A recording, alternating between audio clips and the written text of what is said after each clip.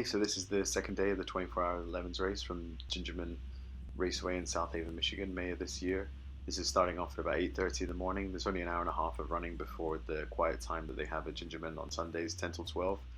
Um, I was only in the car for half an hour, so the team issued me with this challenge of 15 laps. Are you able to catch up to the team ahead? I think there were 3 or 4 laps ahead of us, the Coffee team in their Honda Fit. So I had to go out there and just smash it for 15 laps, try to get us a free pit stop, so that we could get drivers in for longer sessions throughout the day. I'd already had 2 hours the day previous, so I was happy to make that happen for the team. You can already probably hear me laughing because for some reason, unbeknownst to us, the ABS is working for the first time. It didn't work for long, but it did make me laugh because the pedal was so high up, it felt so fabulous that I was just not used to it at all. I think maybe it even lasted less than the warm-up lap that we had. We also started late, so it's going to be a very short warm-up. Unbeknownst to me, I'm going to be napping at this point. So I'm trying to figure out since we have no ABS previous, how am I going to warm up the tires? It took me a good 3 or 4 laps to bed in the brakes on the previous morning, but thankfully our mechanic Tom and also a fellow driver, he took the car out on the road before this, so they felt fabulous. It was a huge difference. The only issue that I knew that I had was the state of our tires. So we obviously had we only have 2 sets of tires, so we ran an entire Lemons event back in September at Road America. We've run track days. They were on the car all winter in dry storage. We then ran track days over at Autobahn, and then we had our event here at Gingerman with champcar in April. So the tires ran a lot. We used them for any test days and Friday here at Gingerman for Lemons as well. And then we put the fresh rubber on for the race on the Saturday, which was really good. But we had a decision to make because we'd eaten through them because of the hotter temperatures the previous day. So we wanted the fresher rubber for the longer stints and for the afternoon. So we went back to the tires that we had taken off after doing 6 or 8 months that we have been using for tie downs. Essentially, they're almost completely bald, but they've worn relatively evenly, so there's no cable or anything. But yeah, that was the opinion of the team that if I can go out and try to blow them up in the first 30 minutes and they last, and they should be good for Ben in the second half of this morning session, and then during the quiet time we can pop them off and put on the slightly better rubber for the longer afternoon, and we can start to push the car a little bit more. This is starting the day around I think we're in 16th position. We had a really good Saturday. Everybody was on it. And so, after our first Lemons race, we finished barely in the top 100. So, at the moment, anything close to a finish is good. So, I've got that in mind. Obviously, I'm wanting to push the car and warm up the brakes here, figure out where we are with the tires so that I can give good feedback to the rest of the team when I come in. So here I've got a flag station down there that I cannot make out, but the guy in front of me from Mazda P team in the RX-8 just ripped away, had a fantastic start, caught everybody napping, and I just followed on from him. Like I said, I couldn't see the green flag drop. Should definitely be working on that better down the line, but at least we're off for the start. We only have 4 sets of comms, and we had 5 drivers for this event, so I wasn't sure. I didn't think I was going to be driving this morning, so I'd taken out my comms and put it permanently into another driver's helmet. So I was going to be doing this session without any comms, hence I've got no indication from the team of when the flag's dropped or where it's green. So it was just seat of the pants. But we'll stick it on the inside of the RX-8 because I know that they were shifting short at around 7.5. I know they can stretch it out to 9, but they were looking after their engine. They're smart guys, so I'll happily follow this little EG. We had good fun with them on Saturday and in the afternoon as well. Really competitive car, good team, really well supported, and looks like a fun car to drive as well. Much lighter than ours, slightly looser rear end. You can see they've made sufficient effort to take weight out of that car, so they probably saved about 500 pounds on our record, but we're fortunate that we have the power. So this is actually a really fun little spat with them over the first 30 minutes. and it's nice to be running with the Thunder Chicken as well, just ahead. That 112 on the right there. They were really fast all weekend as well. I think we finished 5th overall. So here we are coming into a little spec Honda race. We've got onboard footage from the Legendary team who won Class C actually at the end of this. So they've got their Acura Legend, and then this is the Coffee team on the right just ahead as the EG just creeps past, keeps it nice and tight. I'll just follow him on through there. Yeah, the driver, Dave, you can see from his hand, I guess. That is him, fantastic driver. Really appreciate their consideration in the pace difference of the car. They were so consistent. They really pushed us the whole weekend. We had to be on it with our changes. So it was a pleasure to have this opportunity to pass them there, and then I now know, okay, I've got to go and catch him at least 2 more times. So yeah, let's watch a little lap going around here.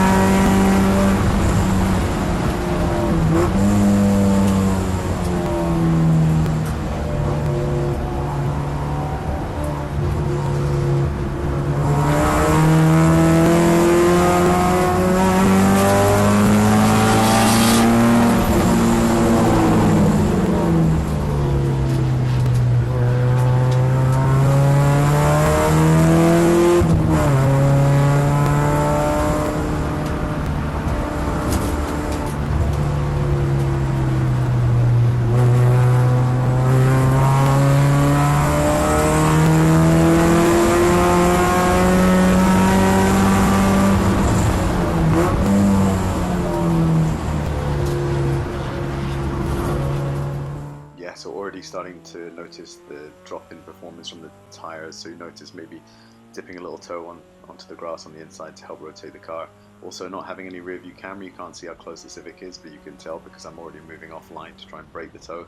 Not give him the advantage of a slipstream down the back straight. It's over 100 miles an hour, so I know he can benefit from that. We have a powerful car. But yeah, so off we go. We've at least got some quick cars up ahead that we can chase down. Looks like the 1.8 turbo Golf, which I know is running in, easily in the top 10, and it looks like we've got the Flying Pig as well as the Hawaii 500 boys in their Fox Body Mustang. It's fun to see these cars because I know how quick they are, especially at Road America, and that's the only reference that we have is seeing these guys ripping past us and then trying to keep up with them in the second half of that part of the track at Road America. But at Gingerman, we're actually in a good position to keep up with them. Their power isn't really as applicable other than on the back straight. So it's just fun to be running with them, running with these guys who are consistently in the top 10. Not that we don't deserve to be there, but this is only our second Lemons race and we're a developing team, so it's just a pleasure to learn how they drive and to get to know them as teams on and off the track.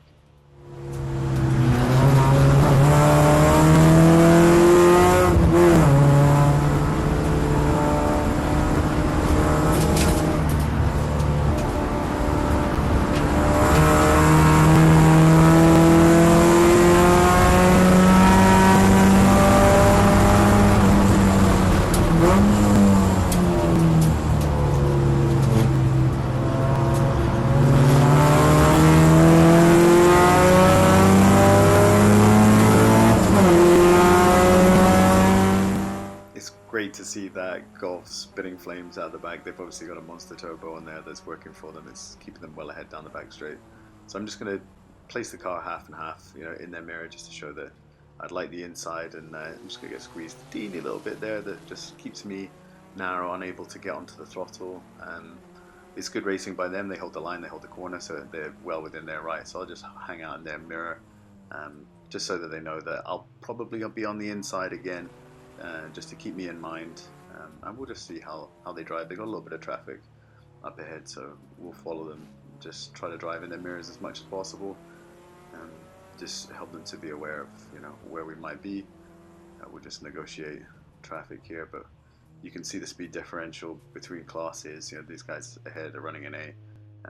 It's a smart little move from the Civic on the outside there. I thought that the Golf was going to go through, but a little bit of target fixation on my part, prevented me from taking advantage of that. And full credit to the guy driving the Civic. He didn't wait. He went, and he'll pull away now. Perhaps I'm putting too much pressure on the Golf, because you can see he's making a little bit of, he's making a couple of errors, just trailing the brakes into the corner. So we'll use that to advantage later on in the lap. But again, yeah, just driving in the mirrors, trying to keep it as straight and smooth as possible. Save on these tires, not overheat them, because I'd like to save them for getting back ahead of that Civic and running with them, because I know their pace is good, and they'll help me to keep the pace up in chasing down the Jazz that we're trying to catch.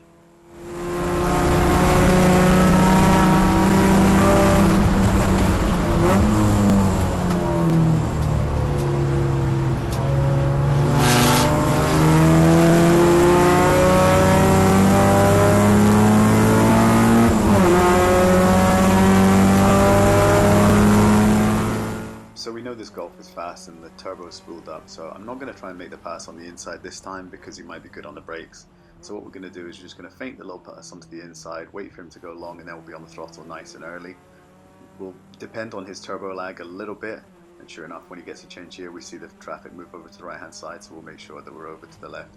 Give him something to think about, and then we'll just watch how he brakes. We don't have to outbrake him massively, just take the inside corner, and then we'll just run on, chase the cars down in front. Looks like we got the 181 little Integra, which is again another fabulous car. I think they finished third overall. They've done dozens of Lemons races, and it was a seriously quick car for not running any aero. So it was a pleasure to run with them as well and see how their car rotated. Obviously, being lighter benefited them, but they were fabulously quick all weekend.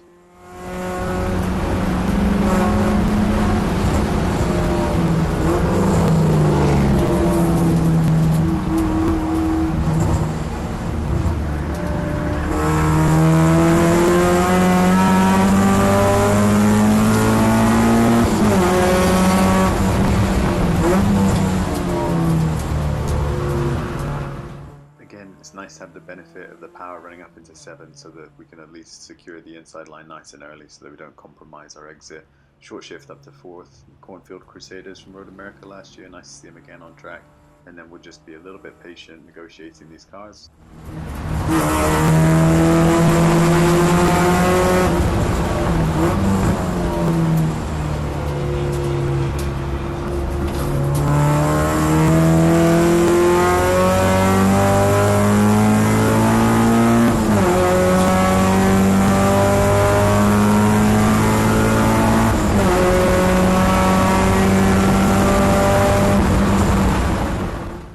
So it looks like we've got a little bit of clear track ahead. We know we've got the Dumpster Fire Motorsports in Pretz up ahead, but they'll work with us. They're a great group of people, so eyes are firmly down the road towards the Civic, and we're hoping they'll catch some traffic to give us an opportunity.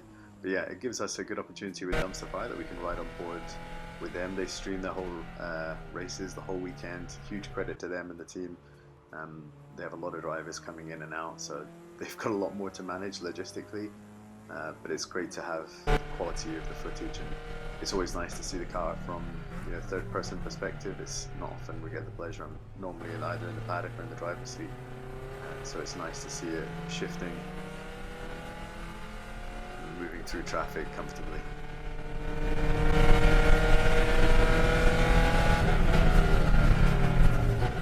This is actually a really great advert for the quality of people driving in Lemons, because you can see I'm moving in and out through traffic, maintaining a racing line, dipping a tire off track, and everybody's working with me. They're so highly aware of how to position their car. It's just a great credit to them, because I'm driving like a bit of an ass at the moment. I'm desperately fixated on getting down the road. I know I've only got 30 minutes in the car today, so I'm not being patient. I'm pushing the car on as much as I possibly can, and again, just credit to them for managing them, like their line and driving predictably, and giving me the benefit of the doubt. So now we can see the Civic is, it's catching a slipstream off that Mustang down the back straight, which I'm not going to be able to do. So that 5-litre V8 is going to tow them all the way down there, and that's my target now. So I'll start to stretch the legs of the Accord without the slipstream. We'll break 110 probably for the first time, and we'll start to put a couple good laps together. So let's onboard for hopefully a couple of quick laps and see if we can get a pass on these guys.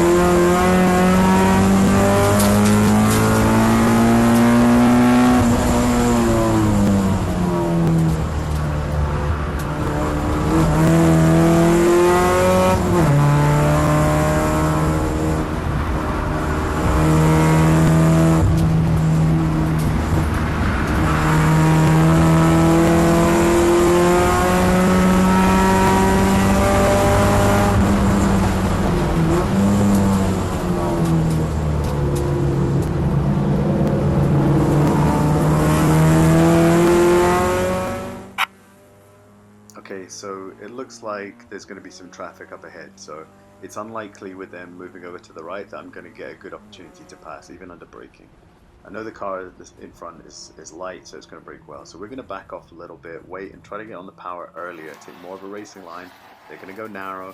We'll see if we can work with our friends on the outside of the coffee car there, get a really good launch. You can hear we're on the power ripping past them, and then we'll be able to launch it up the inside, slightly late on the brakes, little lock up at the rear.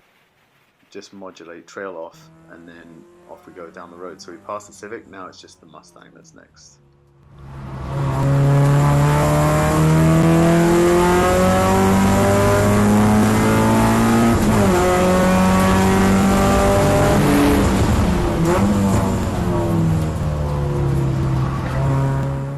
Okay, so it looks like they've missed their apex coming out of 3, and they're a tiny bit loose. So I'm wondering what the state of their tires are, if they're pushing, if they're overheating. So we're going to try a slightly different line coming out of 6, because it looks like they got traffic there. So we're going to move really off so that we can be on the power early. They're tapping the brakes, worried about the traffic.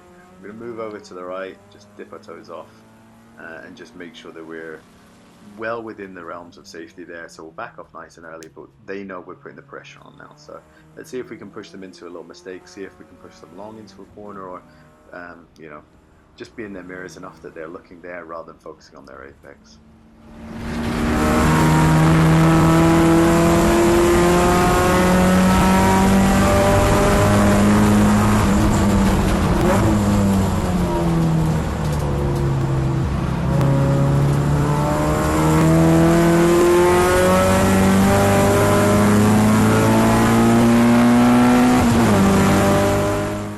So their exit wasn't fabulous coming out of 10, so we're going to take the benefit of the slipstream all the way, keep them on the inside. We'll move over, take the racing line, and see if we can get on the throttle earlier. We'll tap up with the apex. Looks like they missed it by almost a meter, and we're on the throttle. Even though they've got that V8, I reckon that we've just got enough to catch up with them to the inside of the corner. That's it. As soon as we're alongside coming into the braking zone, it doesn't matter. That's our corner now, so we'll push on down the road and see if we can catch these guys that kept pulling away from us last year as well.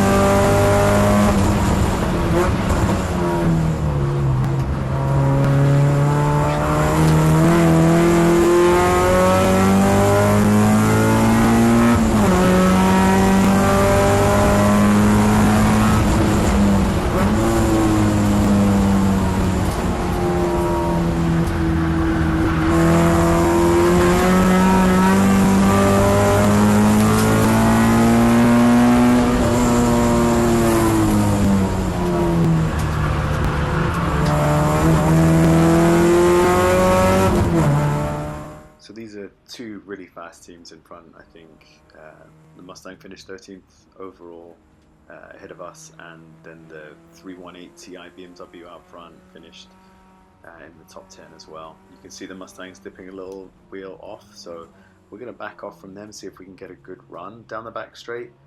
They've got a bit of traffic, so we'll be on the throttle nice and early before the cone. You see that they're moving over left. He's holding off on the throttle, so we're just going to stick it on the grass, keep our right foot planted, and then see if we get a good run. So we'll pass those two.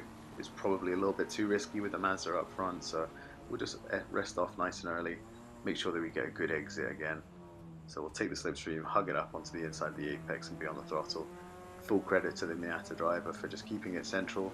Two fast cars passing on either side, three wide down past the start finish straight, and we should have him on the outside, or at least going on the inside into turn 2.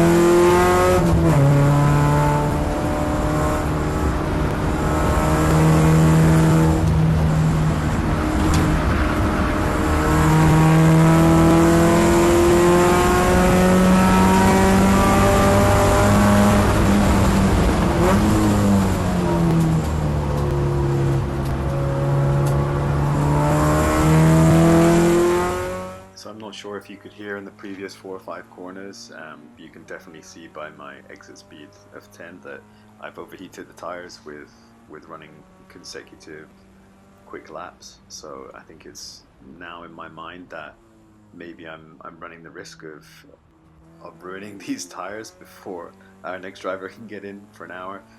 It wasn't the case. It's great to do these experiments and to learn more about the tire, especially in the last quarter, last 20% of its life.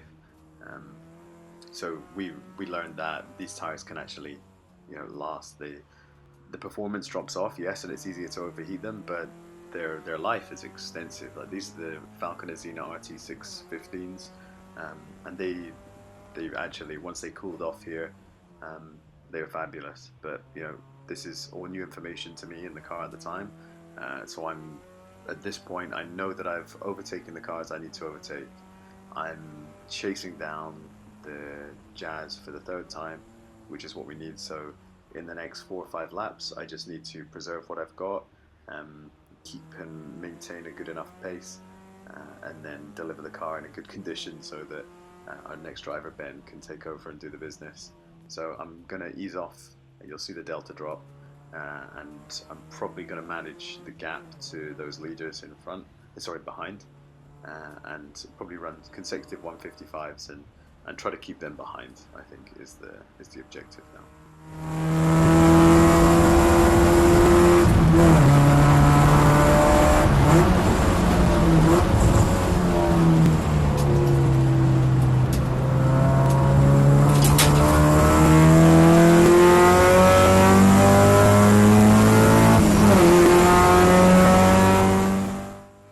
To include this example of really good driver observation for the legendary team ahead and the white Acura Legend once again. Watch them checking their mirrors as I'm coming up behind.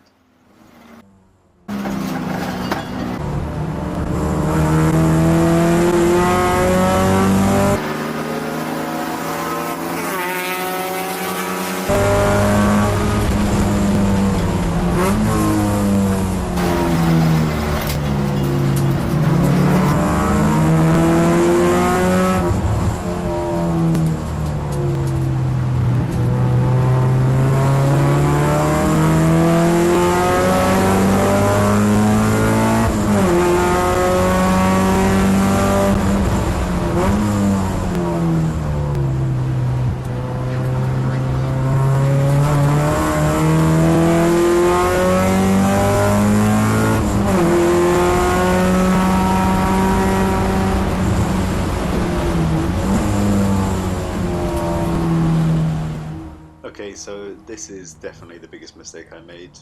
You'll be able to make out just ahead on the right the yellow flag as I pass my first, second, and third car under waved yellows. I have no idea why I'm not black flagged. Of course, then the Mustang comes into view off track. Putting my hands up here, I really should have seen that. There's no excuse for not seeing that. That is just terrible driver observation on my part. Obviously, I've got tunnel vision, and I was looking at the Taurus on the left and thinking, okay, which way is this Civic in front going to go? So apologies to the organisers, apologies to the Mustang team and everybody else on track at that point. That's a mistake on my part, and I promise I will be more observant down the line.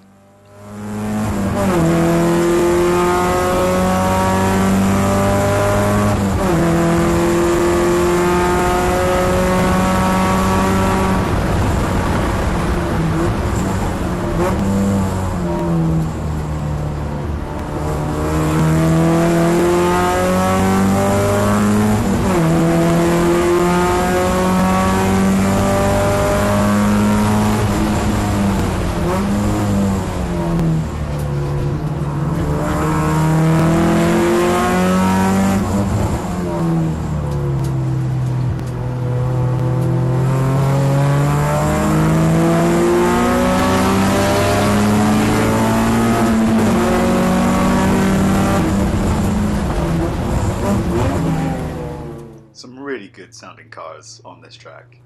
This MR2 is definitely one of my favorites. They're racing in our class. I think they finished only a handful of positions behind us. They were really quick on track. The thing sounded fabulous. It was well driven. Trying to make that pass early because I'm probably not aware that there's the yellow flag still. Oh no, okay, we've seen it and we're lifting and waving our hand out the window probably. Better late than never, I guess, especially because the Mustang is still there on track.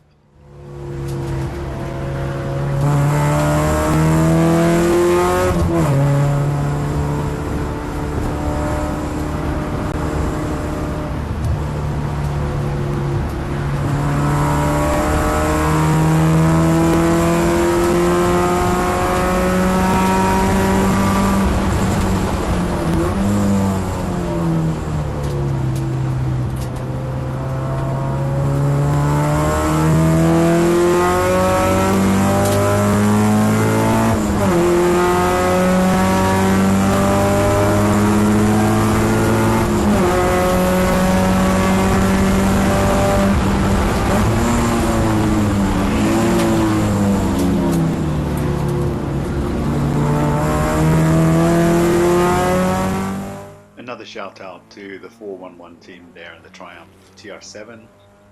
H Cheddarheads, they were our neighbours in the paddock and they were really supportive and great to us from the moment we arrived all weekend. So massive respect to them for a great run, top 50 finish and a 2-minute lap.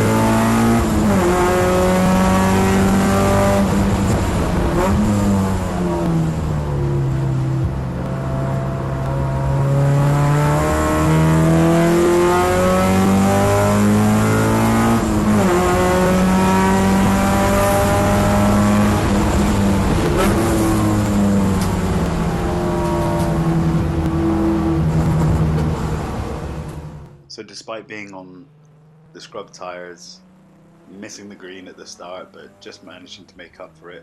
Missing the yellow flags at this corner station as well, and probably needing to be black flagged for overtaking 3 cars under yellow. You can see ahead that we're starting to catch up for the third time with that little Honda. Um, if I can get past that on this lap, then that's 3 times in 15 laps, and that's mission accomplished. So with the Civic starting to catch up with us again behind, I reckon we'll make this our penultimate lap, and we'll bank that as what is a super short stint, but a hugely fun one, and one that I would definitely take on again. Big shout out to the guys in the Volvo as well. They drive that thing to every race with just a couple of tubs worth of spares, and they genuinely finish in the top 10 wherever they go. So yeah, thanks very much to Dave and the whole team, the whole coffee team, for being fabulous competitors the whole weekend. I'm sure we'll be seeing them again, and we'll be having many more runs with them and their family. Um, Also, shout out to the EG team for pushing us all the way to the end. Um, and yeah, thank you very much for watching yourselves. I hope you get to enjoy more of the content and follow us along for racing in the future.